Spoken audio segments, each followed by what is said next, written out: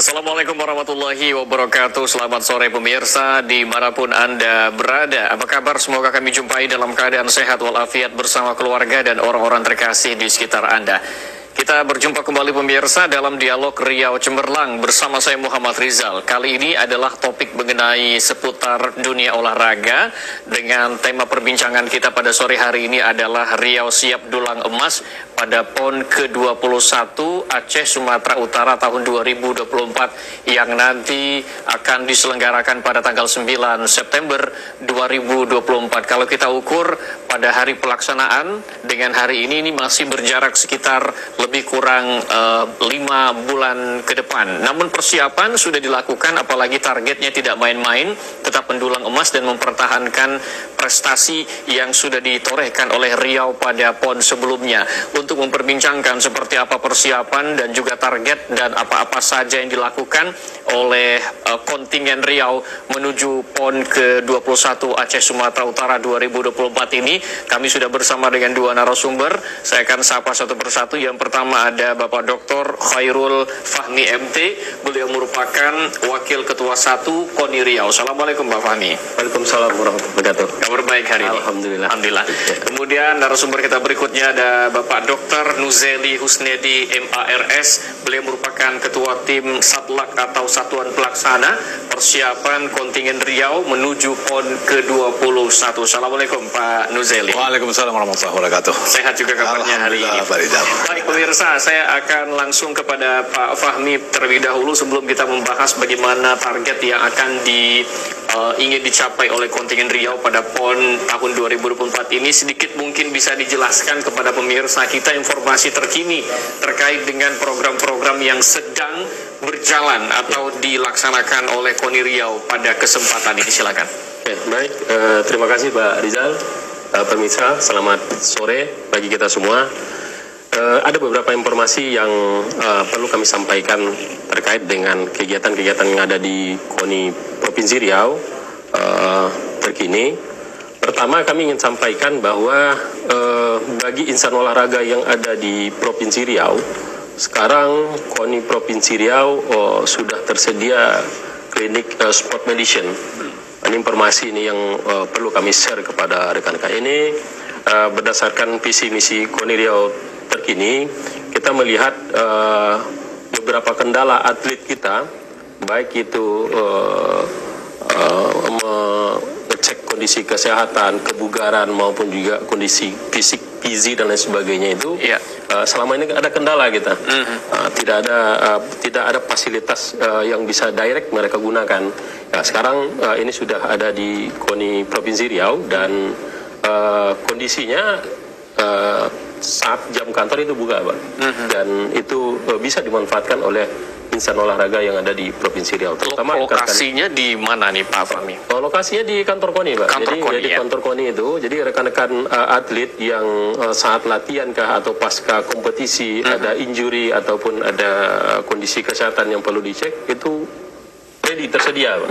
Itu bisa dan ini khusus untuk para atlet begitu. Atlet dan insan olahraga, termasuk juga rekan-rekan pengurus olahraga itu dimungkinkan gitu loh. Itu silakan datang, di sana ada dokter spesialis olahraganya, ada mesurnya, ada psikolognya yang bisa dimanfaatkan oleh rekan-rekan. Nah, ini terobosan baru KONI Riau yang kita harapkan ini nanti akan mensupport juga kontingen-kontingen Riau ataupun atlet dia untuk berkompetisi berikutnya gitu. Baik, itu yang pertama ya, klinik sport medicine yang berada di kantor KONI Riau. Jadi bukannya jam-jam kerja Senin sampai dengan Jumat itu ada. Sabtu Minggu akan istirahat dulu, kemudian akan buka lagi pada hari Senin. Silakan dilanjutkan. Yang kedua, sekarang kita lagi merancang program digitalisasi database.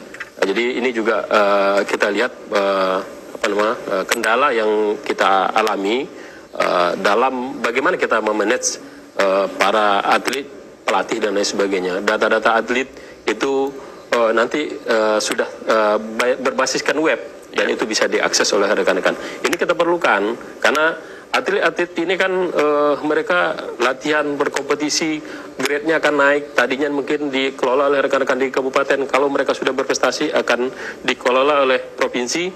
Kalau mereka sudah jadi atlet nasional bisa ke Jakarta.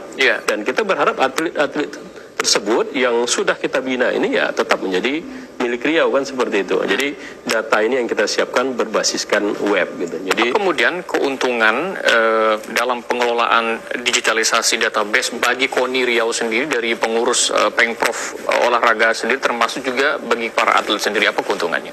banyak manfaat karena di database ini akan ready. Pertama data atlet itu sendiri gitu. Jadi kita punya seperti apa riwayat prestasi atlet, kesehatan atlet itu ada berbasis web gitu. Terus bagi atlet-atlet nanti yang berprestasi ya biasanya juga rawan kan. Ada beberapa daerah juga yang melirik nih gitu. Contoh sekarang atlet renang Riau kan lagi bermasalah nih, lagi dicoba dirangkul oleh provinsi lain. Kita nggak mau kejadian itu terjadi. Begitu juga untuk level kabupaten. Kalau dia sudah dibina umpamanya oleh kabupaten A, jangan sampai ada kabupaten B lagi yang narik gitu. Kecuali itu prosesnya secara legal kan. Mutasi itu dimungkinkan. Jadi kita berharap dengan konsep digitalisasi ini akan sangat membantu nanti bagaimana database ini betul-betul berbasis web dan bisa diakses dari manapun. Itu kita harapkan. Termasuk juga kalau atlet tersebut punya prestasi, maka di database itu akan muncul prestasi. Jadi riwayat atlet tersebut bisa dibaca tuh lewat database itu. Ya, itu bisa gitu. Jadi prestasi dia ikut kejuaraan apa saja dan prestasi dia dapatkan pada apa namanya event tersebut apa itu lengkap nanti ada di dalam web itu. Dan insya Allah ini lagi kita kerjakan. Kita berharap dalam mudah-mudahan dalam waktu dekat ini sebelum nanti raker ini sudah launching.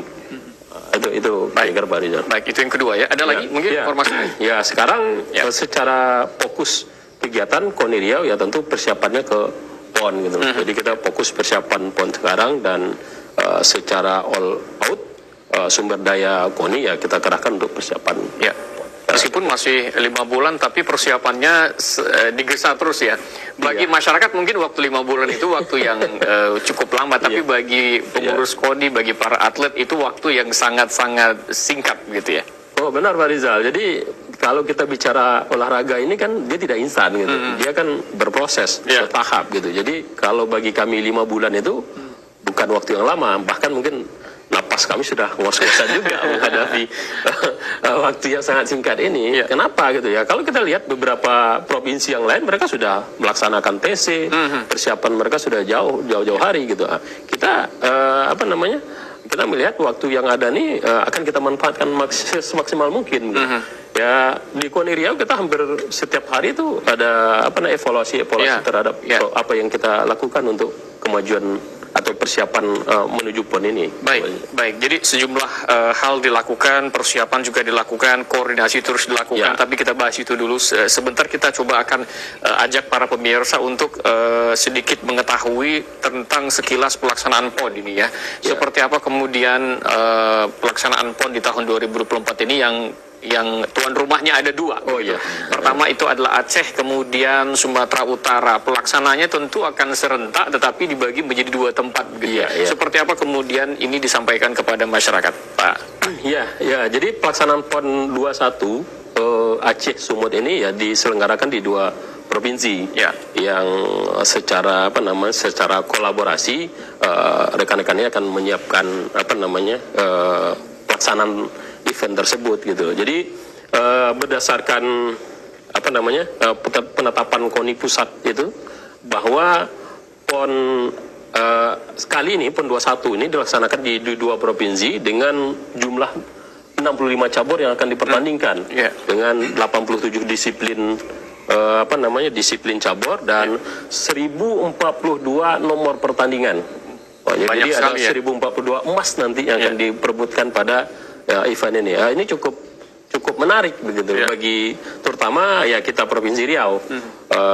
Tentu ini jumlahnya cukup besar dan insya Allah mungkin dalam persiapannya Riau akan berkontribusi maksimal.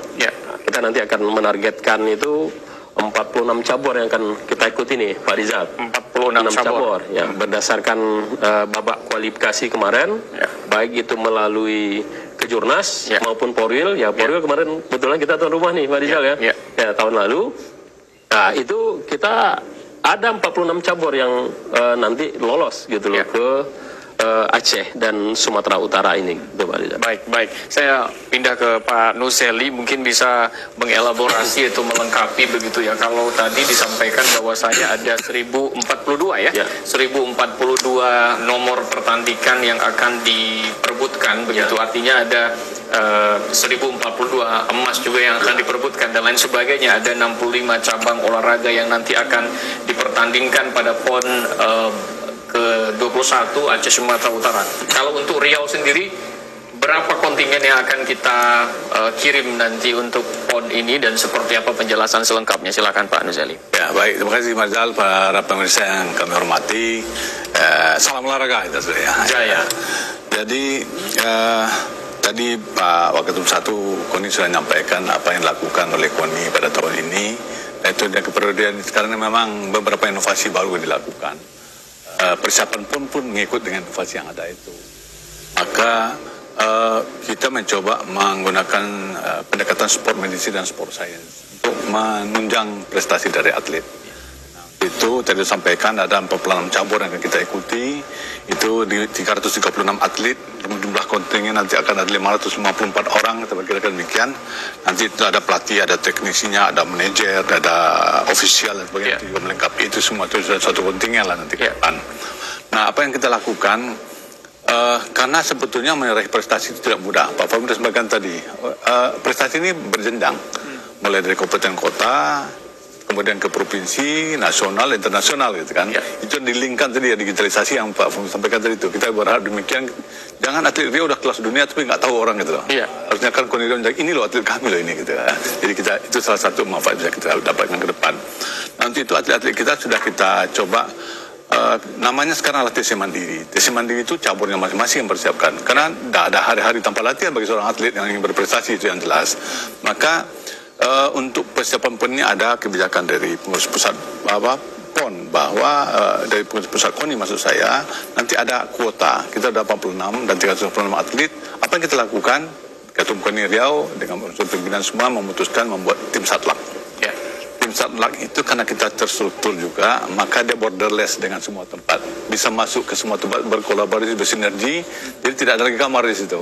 Dari satlak kita bicara KONI, ini Riau loh ini. Nanti itu dibuat seperti itu untuk memudahkan komunikasi di antara bidang. Karena semua bidang akan bergerak bersama-sama dan bersinergi.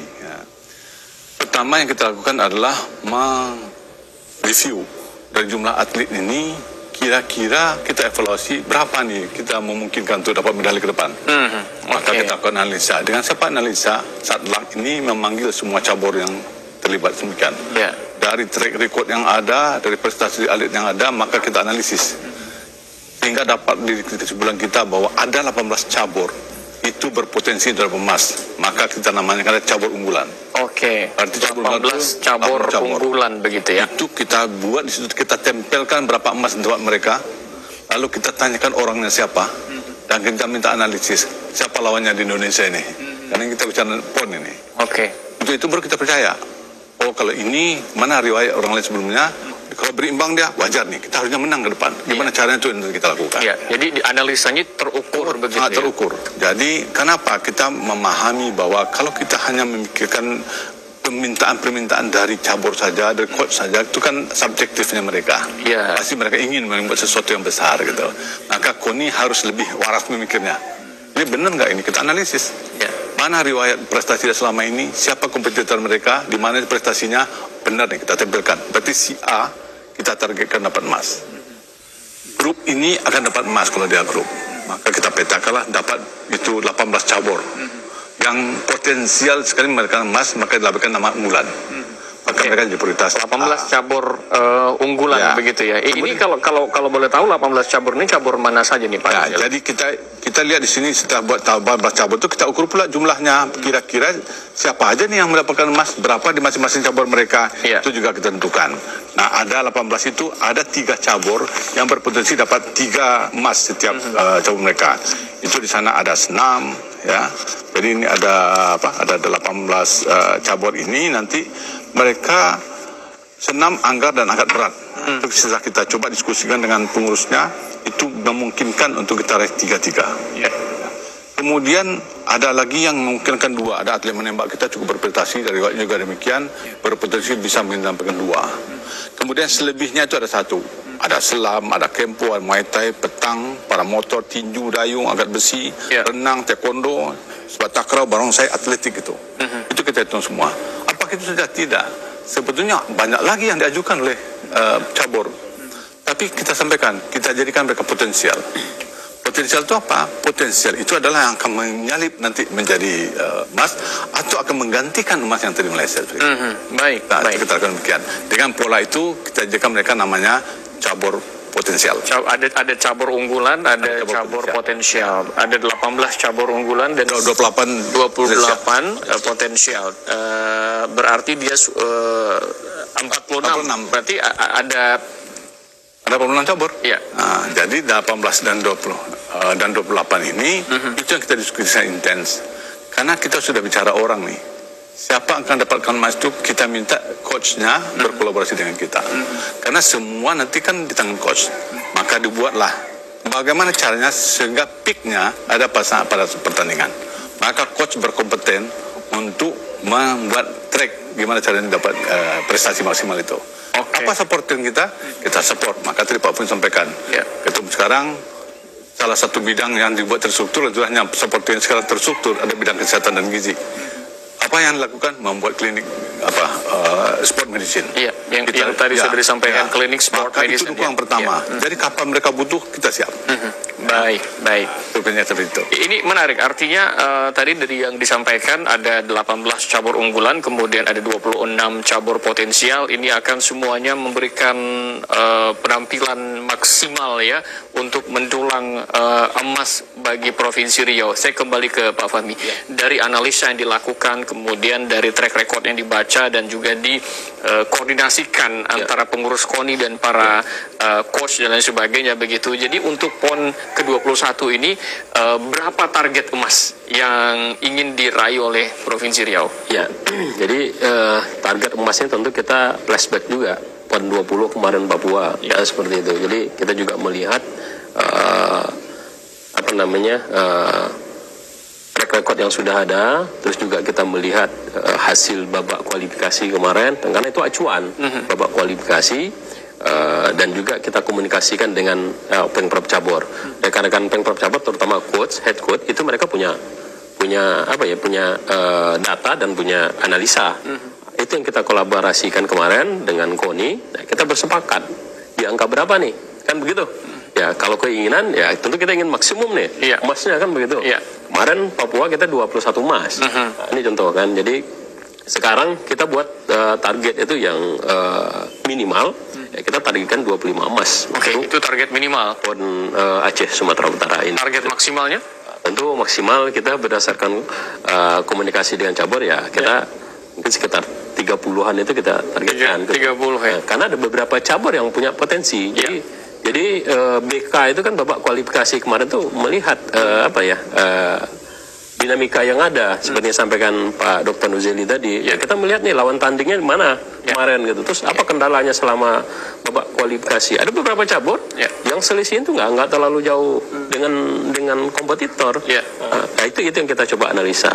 Makanya sekarang itu yang kita persiapkan melalui agenda di KONI Riau, berkolaborasi dengan head squad-nya. Mereka butuh apa? Cabur tersebut butuh apa gitu, sehingga kita berharap pada saat pelaksanaan PON nanti si atlet itu pada puncak perform yang bersangkutan. Jadi target 25 emas pada target minimal ini merupakan target yang memang setelah melewati analisa saringan dan juga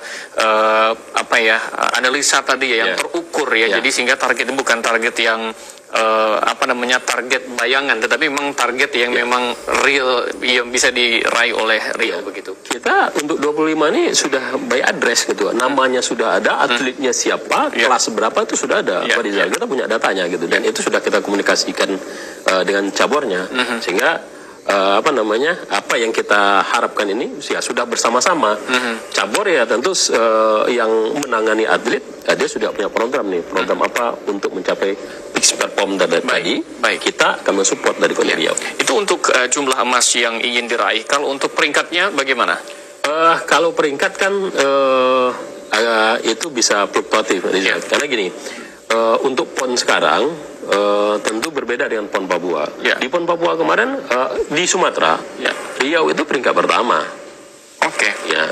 Tapi kita ingat PON 21 sekarang di Aceh Sumut ini 2 kompetitor kita di Sumatera itu jadi tuan rumah.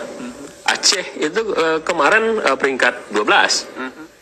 Sumut itu peringkat 13. Sekarang mereka tuan rumah. Oke, Riau waktu Riau kemarin peringkat 8. Oke. Tetapi dalam olahraga ini kan ada beberapa cabur juga nanti yang sifatnya tidak terukur, yang itu memungkinkan kondisi kita disalib dan lain sebagainya gitu. Begitu juga dengan fokus persiapan dan lain sebagainya kan gitu kan. Maka kita sih kalau peringkat kita tidak menargetkan peringkat berapa, tapi kita menargetkan peningkatan emas dari apa yang kita raih di Papua kemarin. Lebih baik dari penambahan jumlah emas begitu ya, daripada PON sebelumnya begitu ya. Tadi disebutkan ada perbedaan antara PON sebelumnya di Papua, kemudian pada PON 2024 ini ada 2 tuan rumah, Aceh dan Sumatera Utara begitu. Selain dari perbedaan pulau begitu, kita juga pernah bahas bahwasanya lokasi yang berbeda di Papua juga akan berpengaruh terhadap performa atlet dan lain sebagainya begitu. Tapi bagaimana dengan PON di tahun ini? Apakah juga akan berpengaruh besar atau justru menjadi satu keuntungan kita karena kita berlaga di pulau sendiri, di Sumatera, di provinsi tetangga Sumatera Utara dan juga Aceh. Seperti apa pandangannya? Ada plus minus menurut kami. Jadi plusnya mungkin secara delegasi atlet sesuai dengan arahan Pak Ketua Umum, ya kita menargetkan seluruh atlet kita yang lolos babak kualifikasi sebanyak 336 itu berdasarkan penetapan KONI pusat, ya kita akan kirim. Kalau Papua kemarin sangat kita seleksi Pak Rizal. Kenapa? Akomodasi ke Papua ya kita tahu itu sangat besar kan gitu. Nah, maka keuntungan ini juga kita harapkan gitu. Kita berharap ini juga menambah jam terbang atlet. Ya, beberapa atlet kita sekarang banyak atlet muda juga gitu. Yang kita berharap mungkin pada PON Aceh Sumut belum ya fix perform mereka. Tapi kita berharap ini punya masa depan yang cerah. Jadi mereka punya jam terbang dulu di Aceh Sumut. Kita berharap insya Allah nanti 2028 NTB NTT dan rumahnya insya Allah besok. Kita berharap ini mereka bisa sampai fix perform gitu. Jadi batu loncatan mereka untuk kepada PON yang lebih di masa yang akan datang. Nanti kita akan lanjutkan ya seperti apa kemudian harapan dan juga peluang-peluang yang bisa dibaca pada PON ke-21 Aceh Sumatera Utara. Tentunya sangat antusias para atlet kita melakukan persiapan. Nanti kita juga akan bahas TC-nya dimulai kapan dan seperti apa. Namun kita jeda dulu pemirsa, tetaplah bersama kami dalam Dialog Riau Cemerlang. Kami akan segera kembali.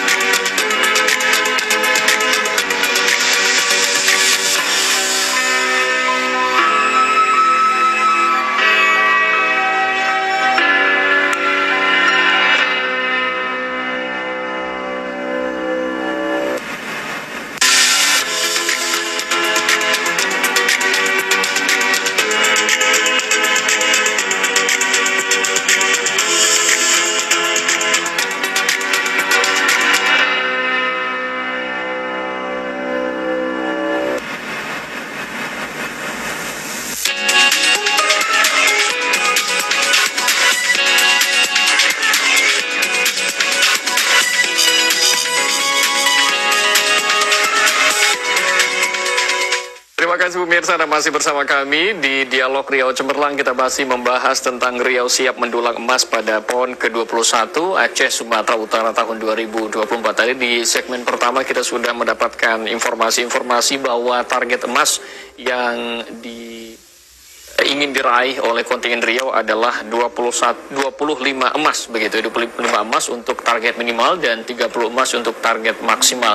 Dan untuk posisi memang Riau akan memberikan yang terbaik gitu, dan fokusnya adalah bagaimana memperbanyak raihan emas pada PON ke-21 di tahun 2024 ini. Tapi kita ingin baca bagaimana peluang-peluang yang bisa diraih oleh Riau begitu di PON Aceh Sumatera Utara yang merupakan PON ke-21.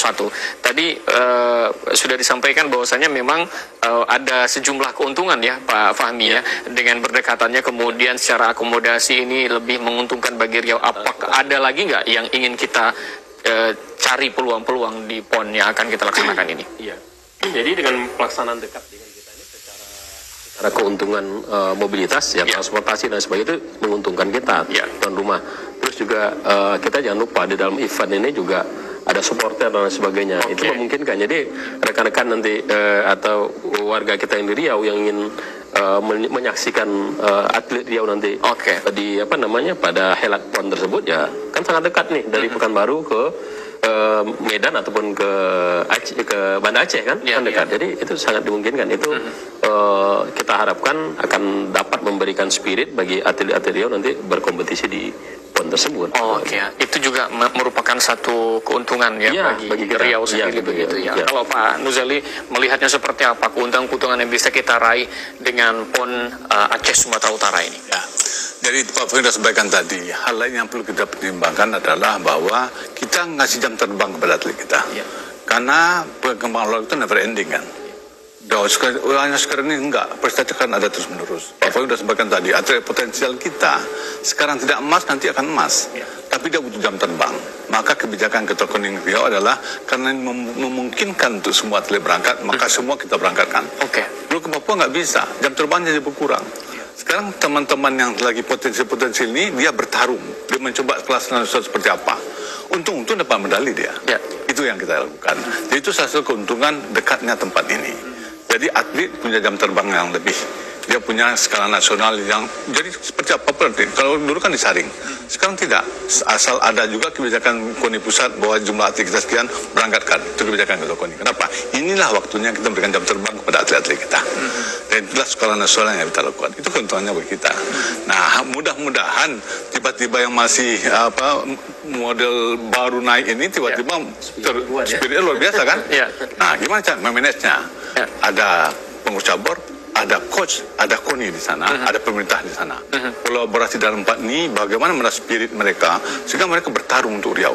Saya adalah atlet Riau, akan bertarung untuk Riau. Maka supporting itu menjadi penting. Nah, dengan jumlah demikian, tidak tertutup kemungkinan yang tiba-tiba ada atlet langsung naik. Nah, makanya dalam pemeriksaan-pemeriksaan yang akan kita lakukan besok, termasuk baik fisik, kesehatan, psikologi, mereka kita pertimbangkan. Gizi mereka kita pertimbangkan. Itu percobaan sedang kita lakukan sekarang gitu. Berarti disampaikan, Pak Rizal sampaikan 5 bulan masih lama. Enggak, kita sudah nafas sekarang nih. Kita tidak ada proses proses istirahatnya nggak ada gitu. Kita kurang ya dirasa waktunya. Kurang, udah terdesak kita nih gitu kan.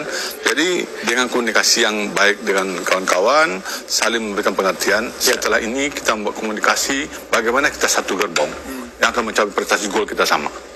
Tidak boleh ada perbedaan kepentingan, tidak boleh perbedaan persepsi. Maka perlu sinergi, perlu kolaborasi, baik itu pemerintah, baik itu KONI, cabur, dan juga coach dengan atletnya sendiri. Dengan psikologi yang seperti itu, kita satu tim nanti akan bertarung untuk Riau. Inilah kami orang Riau yang akan berprestasi yang sesuai dengan judulnya ini kan. Nah, ini yang kami tim yang akan mendulang emas itu, inilah orangnya. Tapi menarik, secara persiapan tanding ini sudah dilakukan oleh para atlet dengan TC mandiri tadi disebutkan. TC terpusatnya mungkin nanti akan dijelaskan. Tapi secara psikologis, Aceh adalah provinsi tenaga kita, kemudian Sumatera Utara juga provinsi tenaga kita. Artinya secara psikologis itu bukanlah lokasi yang asing atau tempat bertanding yang asing. Ini menjadi keuntungan nggak sih? Betul. Jadi secara geografis kita mudah ini. dari sisi cuaca tidak ada persoalan. Seperti bertanding di kandang sendiri ya. Aja, kan. Jadi mereka semua sebenarnya inilah tim Riau yang berada di negerinya juga. Aceh dan Sumatera, kita satu pulau ini, kita baru di rumah kita ini. Tinggal support yang seperti apa kita lakukan. Nah, kita harapkan dengan semangat demikian, mereka terpicu semangatnya untuk meraih prestasi yang lebih baik lagi. Itu kita berikan. Tentu tidak hanya itu saja. Persiapan yang realistis perlu dilakukan. Kita membuat pendekatan, Pak Faisal kata tadi, kita membuat pendekatan dengan sport medicine, sport science yang kita lakukan dalam penata atlet untuk mencapai prestasinya. Melalui apa? Dalam tes nanti, itu nanti kita kalau demikian. Baik. Oke. Saya ke Pak Fahmi ya. Untuk TC terpusat ini kapan akan kita lakukan? Ya, jadi kita menargetkan nanti akan ada 4 bulan TC, di mana 2 bulan setengah itu TC berjalan, dan 1 bulan setengah nanti akan ada TC terpusat akan kita lakukan. TC terpusat itu kaitannya nanti dengan pelaksanaan pertandingan cabur. Yang untuk Permisa dan Pak Rizal ketahui, tidak sama. Pertandingan itu dimulai di beberapa cabur. Bahkan beberapa cabur itu di akhir Agustus itu sudah ada yang mulai, Pak. Dimulai terlebih dahulu. Iya, dimulai terlebih dahulu sebelum nanti pembukaan di 9 September. Iya, dia targetkan memang pembukaan di 8 September nanti. Tapi kita nggak tahu, ini konfirmasi dari KONI pusat kan masih tentatif, masih berkoordinasi dengan rekan-rekan PB berkaitan dengan persiapan kan itu. Jadi beberapa cabur akan ada mulai duluan gitu, dan ada juga yang mulai nanti belakangan. Maka kita akan runut 1 bulan setengah sebelum pelaksanaan mereka ke Aceh dan Sumut, itu akan ada TC terpusat. TC terpusat ini kita harapkan memang itu sudah para atlet memang sudah betul-betul nyaman, sudah betul kita monitor all out, baik itu KONI maupun juga Pemprov Cabur. Di TC berjalan nanti itu masih fokus itu lebih banyak di rekan-rekan Pemprov Cabur gitu. KONI Riau akan memantau melalui tim satla yang sudah dibentuk Pak Ketua gitu. Untuk TC berjalan sudah dilakukan sekarang? Beberapa cabur sudah mulai duluan. Beberapa cabur kan, contoh rekan-rekan Anggar dan Sepak Takraw itu sudah mulai, Pak Rizal. Jadi mereka sudah mulai duluan. Jadi untuk pelaksanaannya kita komunikasi dengan cabur. Kenapa? Target kita peak performance atletnya. Yang tahu, yang paham itu ya tentu coachnya yang berkoordinasi dengan tim satla di KONI Riau gitu. Nah, nanti kita sepakati, oh Pak ini butuh 4 bulan nih akan sampai pada peak performance. Nah, kita akan hitung mundur dari situ kan gitu. Nah, karena kita nggak mau juga nanti atlet dilatih terporsir mereka peak performance mereka bahkan sebelum pelaksanaan. Nah, kita nggak mau juga seperti itu. Jadi komunikasi ini yang kita susun dengan rekan-rekan cabur. Inilah yang kita buat sekarang, kolaborasi ini, sehingga cabur tidak jalan sendiri, itu akan bergandengan dengan KONI gitu. Apa yang mereka butuhkan kita siapkan, dan kita juga bekerja sama dengan lembaga profesional untuk memantau rekan-rekan nih. Kita juga dibantu ya Pak Dokter ya, tim ini Pak Dokter Ketua Tim Saklanya, kita juga dibantu oleh rekan-rekan yang expert di bidang keolahragaan nih. Jadi basis dalam konteks manajemen atlet kita ini tidak pure semuanya di rekan-rekan head coach saja gitu, tapi sudah menggunakan ya tadi sport science dan sport medicine gitu. Kita punya alat ukur.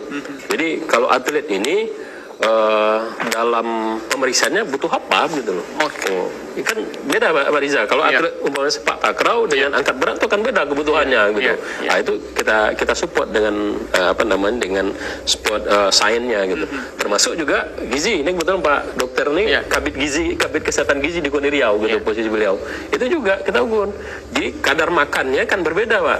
Atlet catur umpamanya dengan atlet angkat berat itu kan berbeda kadar asupan gizi yang mereka perlukan. Itu juga kita ukur gitu. Jadi kita menggunakan pendekatan ini untuk mensupport perform rekan-rekan atlet ini gitu. Oke, tapi untuk sarana TC ini di Riau sudah sangat representatif begitu dan sangat mendukung untuk atlet kita berlatih begitu.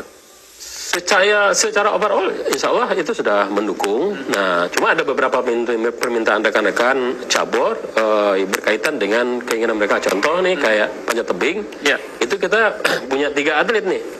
2 atlet kita latihan mereka sekarang di Pelatnas. Ya kita tahu kalau Pelatnas pasti fasilitasnya jauh lebih lengkap ya, karena udah nasional kan. 1 atlet. Jadi 1 atlet ini yang kemarin kita koordinasi rekan-rekan Pemprov FVTI, dia minta nih bisa nggak ini digabungkan dengan Pelatnas yang 1 ini gitu loh, karena itu sangat dimungkinkan berkolaborasi di Jakarta. Jadi kita melihat bagaimana nyamannya rekan-rekan cabur dalam mencapai target. Kita insya Allah akan komunikasikan. Selagi kemampuan KONI dan kita bersama itu tersedia, ya kita akan akomodir keinginan kawan-kawan tersebut. Apakah dalam rentang waktu 4 bulan atau 5 bulan paling lama menjelang hari H pertandingan begitu, ini ada kesempatan bagi para atlet kita untuk melakukan semacam sparring dengan provinsi lain atau kontingen dari provinsi lain sebagai uji laga sebelum PON dimulai? Seperti apa, Pak? Ya, ada di beberapa cabur yang membutuhkan itu kita akan fasilitasi. Terutama tadi yang disampaikan Pak Dokter, ada cabur unggulan tadi itu kita akan fasilitasi. Nanti mereka ada tryout namanya. Ya, kalau mereka mengusulkan, contoh ada beberapa cabur yang ingin ke Malaysia nih, kita akan coba fasilitasi. Karena apa? Karena kalau dia hanya latihan di Riau, dia nggak tahu performnya kan seperti apa kan. Tidak terukur dengan lawan yang tidak asing, ada lawan tanding gitu. Nah, kalau kita nanti tanding di Jakarta umpamanya kan, ya mungkin rekan-rekan Jakarta bisa curi nih. Oh, Riau ini seperti ini. Nah, kita nggak mau juga gitu. Tekniknya ya. Ya, kita tekniknya harus hidden juga kan gitu. Makanya yang menganalisa itu ya rekan-rekan di Pemprov, request mereka seperti apa. Cabur-cabur tertentu ya kami nggak bisa ke Jakarta, Pak. Kami harus ke Malaysia, harus ke Thailand. Ya, mungkin kan kita laksanakan itu. Tapi tidak semua cabur ya. Tidak semua cabur request hal-hal seperti itu. Nah, kita juga akan analisa, Pak Rizal, ya sesuai dengan target. Kita kan duduk nih ngukur target. Target itu kan nggak bisa dibuat, oh kami 10 emas Pak katanya. Contoh kayak renang kan, itu kan ada 48 nomor. Kami 10 emas ya, kita nggak akan percaya Pak. Kenapa? Dia terukur gitu loh. Sampean bilang 10 emas, siapa atletnya? Berapa kecepatannya? Begitu, saingannya mana? Begitu. Oh sekian Pak, saingannya apa? Kita bisa ukur, datanya ada Pak sekarang. Makanya KONI Riau by data gitu ngomongnya. Maka sport science tadi ya. Sport science. Apa yang diomongkan pelatih itu kita adu dengan data kita. Selagi dalam analisisnya itu memungkinkan, ya tidak ada masalah bagi kita. Jadi analisanya memang memadukan antara bagaimana kita manusia melakukan pemantauan dengan sains yang juga berbarengan dengan itu. Ya, kita punya datanya gitu. Jadi rekan-rekan juga akan fair kalau kita berdiskusi. Gitu, Pak. Ya bisa aja kayak target tadi kan dari 46 cabur yang kita ikuti. Ya kenapa nggak kita taruh 35 saja? Kan begitu Pak Rizal, bisa saja kan? Nah, tapi kita punya data dong gitu. Yang kita usulkan ini, makanya di data KONI Riau itu by name, by address atletnya. Ini atletnya gitu. Sianu nomornya kan gitu, yang dia ikuti. Nah, seperti Pak. Baik, saya ke Pak Nuseli. Tadi menarik ya, artinya langkah yang diambil oleh KONI dengan kepengurusan ini sekarang adalah memadukan sport science, kemudian adanya klinik sport medicine juga. Ini akan memberikan dampak seperti apa kemudian dalam dunia olahraga di provinsi Riau kalau dalam pandangan Pak Nuseli? Jadi ini kan salah satu inovasi ya, Pak Fahmi sampaikan tadi. Insya Allah ini suatu hal yang baru dan memang teman-teman pelatih sendiri tidak serta-merta bisa menerima.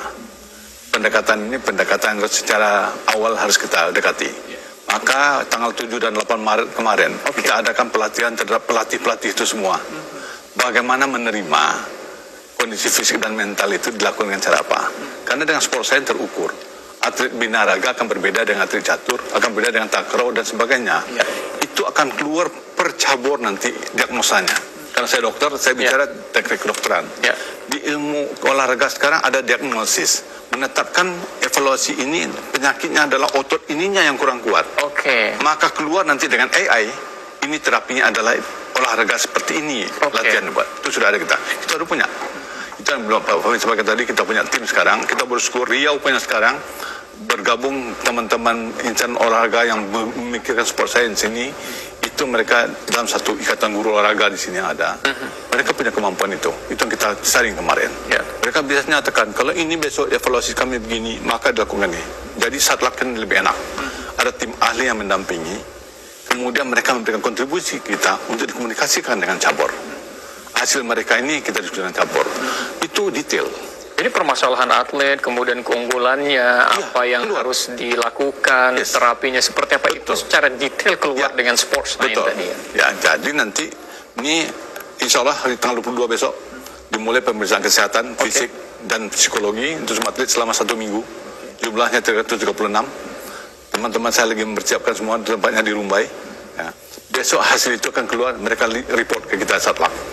Ini atlet ini kondisinya seperti ini, inilah starting kita untuk mengevaluasi sampai PON nanti. Nanti menjelang dia tesnya penuh nanti, kita evaluasi 1 bulan, 1,5 bulan pertama, apa yang terjadi. Dengan diagnosa ini kita komunikasi dengan coach. Dan masih dan ini kan tesnya berjalan nih, tolong lakukan ini, apa hasilnya kita akan bisa lihat punya besok. Tapi waktu saya penuh, kita lebih detail lagi. Mereka berada di sekitar kita semua, kecuali yang ikut pelatnas. Kita bersyukur, banyak kita di pelatnas. Ya, jadi yang di sini kita koridornya, setiap waktu kita monitor, mereka siap kapanpun di mana tempat mereka bersedia dan siap evaluasi. Ini luar biasa semangat mereka. Kita rasanya beruntung, tinggal komunikasi dari KONI kepada para coach. Bahwa kita ada era baru. Bagaimana penerapan sains dan sport medicine bisa terapkan dalam pembinaan atlet menuju prestasi peak performance yang lebih baik lagi. Jadi atlet terukur, prestasi yang akan diraihnya juga akan terukur. Dan itu pola latihan juga akan terukur ya. Itu dilihat dalam proses digitalisasi kan. Tanpa digitalisasi nonsense itu. Kita tak punya data. Jadi besok ini kan begini, tidak bisa saling menyalahkan besok. Ini loh yang kemarin seperti ini. Kita kan kesepakatan begini. Kenapa terjadi begini? Ayo kita buat. Saya bilang kalau bahasa agama bagi saya inilah ikhtiar utama yang dilakukan oleh KONI Riau. Usaha ya. Mempercepat ini, mempercepat prestasi atlet lebih meningkat lagi. Kemudian takdir kita buat, berdoa kita. Ya kan? Sudah semua kita lakukan dengan cara ini, kita berdoa, kita dapat prestasi luar biasa. Ikhtiarnya sempurna, semuanya nanti akan maksimal begitu ya. Saya kembali ke Pak Fahmi, ini kan segala dukungan sudah sangat luar biasa ya. Ada sport medicine-nya, ada kemudian digitalisasi database dan lain sebagainya. Kalau untuk sport berupa supporting anggaran seperti apa ini Pak? Karena tidak sedikit tentunya anggaran yang kita keluarkan dalam persiapan dan menyukseskan PON nanti. Kita mengucapkan terima kasih lah perhatian pemerintah Provinsi Riau sangat bagus sekarang terhadap atlet Riau ya, terhadap insan olahraga di Provinsi Riau. Terutama Pak PJ Gubernur, kita akui 2 jempol lah beliau terhadap persiapan kita ini. Beliau sangat mensupport secara penganggaran, tentu kalau kita bicara prestasi ini linear Pak Rizal, gitu ya. Penganggaran dengan prestasi ini linear dia gitu. Jadi kalau kami coba diskusikan dengan kawan-kawan KONI pusat, hasil PON Papua itu kalau kita kaji subjek penganggaran itu sangat berpengaruh sekali. Makanya kalau kita lihat sekarang ini untuk persiapan, saya pikir perhatian pemerintah Provinsi Riau maksimum. Dan di samping itu juga kita dari KONI Riau juga menyampaikan dengan Pak Gubernur, berharap juga beliau menghimbau pihak ketiga yang bisa membantu mensupport kita. Terutama yang sangat kita perlukan itu peralatan bagi para atlet ini kan begitu. Karena baik itu perhatian mereka untuk latihan maupun peralatan mereka nanti saat bertanding itu dia sangat dan itu harus digesa ya. Dan itu harus digesa. Semakin dekat ini ya. Ya itu juga berjalan. Jadi tim kita sekarang tim kerjasama KONI Riau itu juga bekerja lagi mengurus dan bergerak untuk mencari pihak-pihak ketiga yang mau berkolaborasi dengan kita. Gitu. Karena ini seperti yang sampaikan Pak Dokter, ini kan prestasi Riau gitu loh. Ini bukan prestasi KONI gitu, tapi ini prestasi Riau yang harus sama-sama kita bergerak bersama, bergandengan tangan, bagaimana kita bisa mendorong gitu. Ya tentu atlet tugasnya latihan kan begitu. Pak Rizal ya, kita KONI jangan dibebani dengan hal-hal lain. Nah, kita nggak mau bebani itu kan gitu. Jadi bagaimanapun kebutuhan mereka untuk latihan ya kita akan siapkan kan seperti itu. Linear ya, artinya semakin maksimal dukungannya, maka semakin maksimal pula prestasi yang akan diberikan. Baik, kita sudah di penghujung waktu. Mungkin sebelum kita berpisah dalam dialog Riau Cemerlang, kita ingin dengarkan kesimpulan ya atau closing statement dari kedua narasumber kita. Pak Guzali boleh mengawali, silakan. Ya, baik. Tadi sudah sampaikan bahwa begitu besar dukungan dari pemerintah, begitu besar keinginan dari pimpinan KONI besar segenap jajarannya, begitu besar dari cabur. Kami tim Satlak tentu berharap tidak di situ saja. Masyarakat juga ikut serta menggairahkan bagaimana atlet kita juga ingin mencapai prestasi lebih besar ke depan. Dengan dukungan masyarakat lah, kawan-kawan ini akan mencapai prestasi lebih baik lagi ke depan. Mudah-mudahan dengan kerjasama kita yang lebih baik ini, kita dapat mencapai prestasi yang kita inginkan bersama. Dan kita juga memang berusaha bersama, menikmati bersama, dan kejayaan Riau ke depannya. Gitu. Baik, karena dekat tuan rumahnya Aceh Sumatera Utara, nanti kalau ada masyarakat yang mau nonton langsung, silahkan memberikan dukungan kepada atletnya. Pak Fahmi, silahkan. Ya, saya pikir gini, kita berharap ya tadi atlet sudah maksimum latihan nih. Rekan-rekan pelatih sudah mengarahkan mereka untuk latihan tepat dengan strategi dan lain sebagainya begitu. KONI dan semuanya juga sudah bekerja maksimum. Tapi itu tidak cukup, Pak Rizal. Ya, mari semuanya gitu, mari semuanya, baik itu pihak swasta, ya, baik itu juga rekan-rekan pegiat olahraga dan sebagainya. Mari kita support gitu, mari kita support rekan-rekan atlet ini untuk mereka bisa bertanding, mengeluarkan kemampuan maksimal mereka saat nanti di Aceh dan Sumatera. Nanti kita akan update semuanya gitu. Jadi KONI Riau itu juga tim IT-nya bagus. Nanti kita akan share gitu. Silakan nanti kita lihat jadwalnya kapan tim Riau bertanding. Ya silakan rekan-rekan yang ada di Riau ini untuk bisa datang nanti ke Aceh dan Sumatera Utara. Melihat performanya langsung. Karena gini Pak Rizal, bertanding ini kalau kita tidak ada supporter itu semangatnya nggak muncul maksimum gitu. Jadi dengan hadirnya supporter kita ramai, ya tentu nanti akan menambah perform rekan-rekan itu nanti bertanding di arena.